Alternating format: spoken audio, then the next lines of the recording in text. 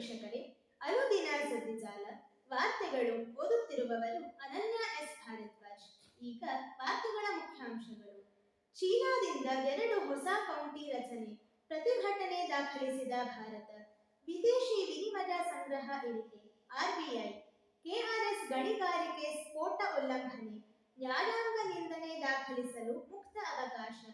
Cancer ತೀವ್ರಗತಿಯಲ್ಲಿ ವ್ಯಾಪಿಸುತ್ತಿರುವುದು ಕಳವಳಕಾರಿ, ರಾಷ್ಟ್ರಪತಿ ದ್ರೌಪದಿ ಮುರ್ಮು. ಈಗ ವಾರ್ತೆಗಳ ವಿವರ. ಚೀನಾದಿಂದ 2 ಹೊಸ ಕೌಂಟಿ ರಚನೆ, ಪ್ರತಿಭಟನೆ ದಾಖಲಿಸಿದ ಭಾರತ. ಕೇಂದ್ರಾಡಳಿತ ಪ್ರದೇಶ ಲಡಾಖ್ ವ್ಯಾಪ್ತಿಯ ಪ್ರದೇಶಗಳನ್ನು ಒಳಗೊಂಡಿರುವ 2 ಹೊಸ ಕೌಂಟಿಗಳನ್ನು ಚೀನಾ ರಚಿಸಿದೆ. ಚೀನಾದ ಈ ನಡೆಯನ್ನು ತೀವ್ರವಾಗಿ ಖಂಡಿಸಿರುವ ಭಾರತ ತೀವ್ರ ಪ್ರತಿಭಟನೆ ದಾಖಲಿಸಿದ್ದಾಗಿ ಶುಕ್ರವಾರ ಹೇಳಿದೆ. ತನ್ನ ಭೂಪ್ರದೇಶ ಕುರಿತು ಭಾರತ ಹೊಂದಿರುವ ಸಾರ್ವಭೌಮತೆ ಹಾಗೂ ನಿಲುವಿನ ಮೇಲೆ ಹೊಸ ಕೌಂಟಿಗಳನ್ನು ಸೃಷ್ಟಿಸಿರುವ ಚೀನಾದ ನಡೆಯಿಂದ ಯಾವುದೇ ಪರಿಣಾಮ ಉಂಟಾಗದು. ಅಲ್ಲದೆ ಇಂತಹ ನಡೆಯು ಈ ಪ್ರದೇಶವನ್ನು ಅಕ್ರಮವಾಗಿ ಹಾಗೂ ಬಲವಂತದಿಂದ ಆಕ್ರಮಿಸಿಕೊಳ್ಳಲು ಚೀನಾಕ್ಕೆ ಯಾವುದೇ ಅಧಿಕಾರ ನೀಡುವುದಿಲ್ಲ ಎಂದು ಭಾರತ ತೀಕ್ಷ್ಣ ಪ್ರತಿಕ್ರಿಯೆ ನೀಡಿದೆ. ಹೋಟನ್ ಪ್ರಾಂತ್ಯವು ಚೀನಾದ ವಾಯವ್ಯ ಭಾಗದಲ್ಲಿರುವ ಜಿನ್ಜಿಯಾಂಗ್ ಪ್ರದೇಶದಲ್ಲಿದೆ. ಹೊಸದಾಗಿ ರಚಿಸಲಾಗಿರುವ ಕೌಂಟಿಗಳು ಹೋಟನ್ ಪ್ರಾಂತ್ಯದಲ್ಲಿವೆ ಎಂದು ಚೀನಾ ಹೇಳಿಕೊಂಡಿದೆ. ನಮ್ಮ ಭೂಭಾಗವನ್ನು ಆಕ್ರಮಿಸಿಕೊಳ್ಳುವ ಚೀನಾದ ಕಾನೂನುಬಾಹಿರ ಕ್ರಮವನ್ನು ಭಾರತ ಎಂದಿಗೂ ಒಪ್ಪಿಕೊಂಡಿಲ್ಲ ಎಂದು ವಿದೇಶಾಂಗ ಸಚಿವಾಲಯ ವಕ್ತಾರ ರಣಧೀರ ಜೈಸ್ವಾಲ್ ಹೇಳಿದ್ದಾರೆ. ವಿದೇಶಿ ವಿನಿಮಯ ಸಂಗ್ರಹ ಇಳಿಕೆ, ಆರ್ಬಿಐ. ಡಿಸೆಂಬರ್ 27ಕ್ಕೆ ಕೊನೆಗೊಂಡ ವಾರದಲ್ಲಿ ದೇಶದ ವಿದೇಶಿ ವಿನಿಮಯ ಮೀಸಲು ಸಂಗ್ರಹವು ರೂಪಾಯಿ 35,273 ಕೋಟಿ ಇಳಿಕೆಯಾಗಿದೆ. 2024ರ ಸೆಪ್ಟೆಂಬರ್ನಲ್ಲಿ ಮೀಸಲು ಸಂಗ್ರಹ ಪ್ರಮಾಣವು ರೂಪಾಯಿ 60.47 ಲಕ್ಷ ಕೋಟಿಗೆ ತಲುಪಿ ಸಾರ್ವಕಾಲಿಕ ಗರಿಷ್ಠ ಮಟ್ಟಕ್ಕೇರಿತ್ತು.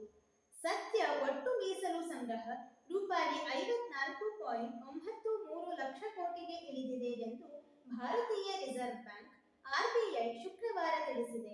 ಅಮೆರಿಕದ ಡಾಲರ್ ಎದುರು ರೂಪಾಯಿ ಮೌಲ್ಯದ ಕುಸಿತ ಮುಂದುವರಿದಿದೆ. ಇದರ ತಡೆಗೆ ಆರ್ಬಿಐ ವಿದೇಶಿ ವಿನಿಮಯ ಮೀಸಲು ಸಂಗ್ರಹವನ್ನು ಬಳಸಿಕೊಳ್ಳುತ್ತಿದೆ. ಇದರಿಂದ ಮೀಸಲು ಸಂಗ್ರಹ ಪ್ರಮಾಣ ಕಡಿಮೆಯಾಗಿದೆ ಎಂದು ಮಾರುಕಟ್ಟೆ ತಜ್ಞರು ಹೇಳಿದ್ದಾರೆ. ವಿದೇಶಿ ಕರೆನ್ಸಿ ಸಂಗ್ರಹ ಮೌಲ್ಯವು ರೂಪಾಯಿ 39,820 ಕೋಟಿ ಕಡಿಮೆಯಾಗಿದೆ. ಒಟ್ಟು ಸಂಗ್ರಹ ಪ್ರಮಾಣ ರೂಪಾಯಿ 47.35 ಲಕ್ಷ ಕೋಟಿಯಾಗಿದೆ. ಚಿನ್ನದ ಮೀಸಲು ಸಂಗ್ರಹವು ರೂಪಾಯಿ 4,641 ಕೋಟಿ ಹೆಚ್ಚಳವಾಗಿದೆ. ಸ್ಪೆಷಲ್ ಡ್ರಾಯಿಂಗ್ ರೈಟ್ಸ್ ಎಸ್ಟಿಆರ್ ಮೀಸಲು ರೂಪಾಯಿ 102 ಕೋಟಿ ಕಡಿಮೆಯಾಗಿದೆ. ಅಂತಾರಾಷ್ಟ್ರೀಯ ಹಣಕಾಸು ನಿಧಿಯಲ್ಲಿ ಐಎಂಎಫ್ ಭಾರತದ ಮೀಸಲು ಸಂಗ್ರಹವು ರೂಪಾಯಿ 36,181 ಕೋಟಿಯಾಗಿದೆ ಎಂದು ತಿಳಿಸಿದೆ. ವಿದೇಶಿ ವಿನಿಮಯ ಸಂಗ್ರಹ ಇಳಿಕೆ, ಆರ್ಬಿಐ.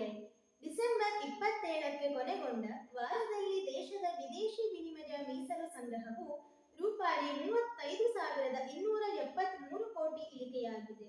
2024ರ ಸೆಪ್ಟೆಂಬರ್ನಲ್ಲಿ ಮೀಸಲು ಸಂಗ್ರಹ ಪ್ರಮಾಣವು ರೂಪಾಯಿ 60.47 ಲಕ್ಷ ಕೋಟಿಗೆ ತಲುಪಿ ಸಾರ್ವಕಾಲಿಕ ಗರಿಷ್ಠ ಮಟ್ಟಕ್ಕೇರಿತ್ತು.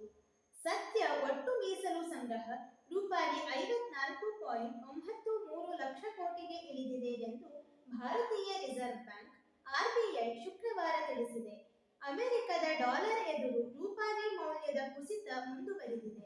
ಇದರ ತಡೆಗೆ ಆರ್ಬಿಐ ವಿದೇಶಿ ವಿನಿಮಯ ಮೀಸಲು ಸಂಗ್ರಹವನ್ನು ಬಳಸಿಕೊಳ್ಳುತ್ತಿದೆ. ಇದರಿಂದ ಮೀಸಲು ಸಂಗ್ರಹ ಪ್ರಮಾಣ ಕಡಿಮೆಯಾಗಿದೆ ಎಂದು ಮಾರುಕಟ್ಟೆ ತಜ್ಞರು ಹೇಳಿದ್ದಾರೆ. ವಿದೇಶಿ ಕರೆನ್ಸಿ ಸಂಗ್ರಹ ಮೌಲ್ಯವು ರೂಪಾಯಿ 39,820 ಕೋಟಿ ಕಡಿಮೆಯಾಗಿದೆ. ಒಟ್ಟು ಸಂಗ್ರಹ ಪ್ರಮಾಣ ರೂಪಾಯಿ 47.35 ಲಕ್ಷ ಕೋಟಿಯಾಗಿದೆ.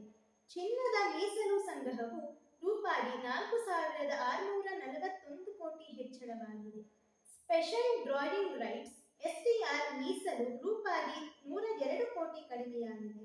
ಅಂತಾರಾಷ್ಟ್ರೀಯ ಹಣಕಾಸು ನಿಧಿಯಲ್ಲಿ ಐಎಂಎಫ್ ಭಾರತದ ಮೀಸಲು ಸಂಗ್ರಹವು ರೂಪಾಯಿ 36,181 ಕೋಟಿಯಾಗಿದೆ ಎಂದು ತಿಳಿಸಿದೆ. ಕೆಆರ್ಎಸ್ ಗಣಿಗಾರಿಕೆ ಸ್ಫೋಟ ಉಲ್ಲಂಘನೆ, ನ್ಯಾಯಾಂಗ ನಿಂದನೆ ದಾಖಲಿಸಲು ಮುಕ್ತ ಅವಕಾಶ.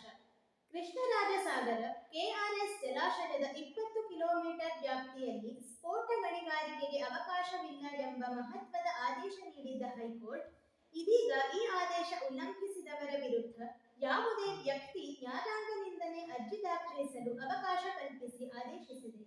ಈ ಸಂಬಂಧ ಮಂಡ್ಯ ಜಿಲ್ಲೆಯ ಮಳವಳ್ಳಿ ತಾಲೂಕಿನ ವೈಸಿ ಮಧು ಸಲ್ಲಿಸಿದ್ದ ಅರ್ಜಿಯನ್ನು ನ್ಯಾಯಮೂರ್ತಿ ಕೃಷ್ಣ ಎಸ್ ದೀಕ್ಷಿತ್ ನೇತೃತ್ವದ ವಿಭಾಗೀಯ ನ್ಯಾಯಪೀಠ ವಿಚಾರಣೆ ನಡೆಸಿ ಈ ಕುರಿತಂತೆ ಆದೇಶಿಸಿದೆ. ಘೋಷಿತ ಜಲಾಶಯಗಳನ್ನು ರಕ್ಷಿಸುವ ಸದುದ್ದೇಶದಿಂದ ಹೈಕೋರ್ಟ್ ಮಧ್ಯಂತರ ಆದೇಶ ಹೊರಡಿಸಿದೆ.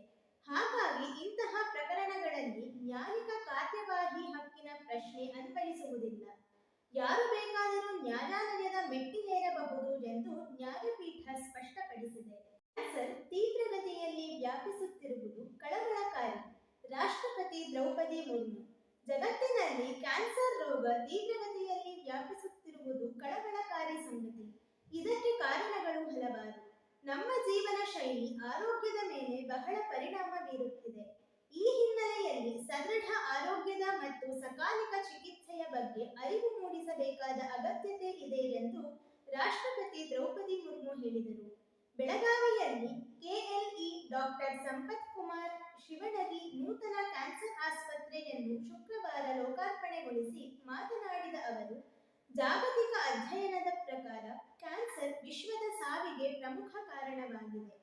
3 ವರ್ಷಗಳ ಹಿಂದೆ ಜಗತ್ತಿನಾದ್ಯಂತ ಸುಮಾರು 20 ಮಿಲಿಯನ್ ಹೊಸ ಕ್ಯಾನ್ಸರ್ ಪ್ರಕರಣಗಳು ಪತ್ತೆಯಾಗಿದ್ದು 9.7 ಮಿಲಿಯನ್ದಷ್ಟು ಸಾವು ಸಂಭವಿಸಿದೆ. ಭಾರತದಲ್ಲಿ ಪ್ರತಿ 1 ಲಕ್ಷ ಜನರಿಗೆ ಸುಮಾರು 100 ರೋಗಿಗಳಿಗೆ ಕ್ಯಾನ್ಸರ್ ಸಂಭವಿಸುತ್ತಿದೆ. ಐಸಿಎಂಆರ್ ನಡೆಸಿದ ಅಧ್ಯಯನದ ಪ್ರಕಾರ ಭಾರತದಲ್ಲಿ ಕ್ಯಾನ್ಸರ್ ಪ್ರಮಾಣವು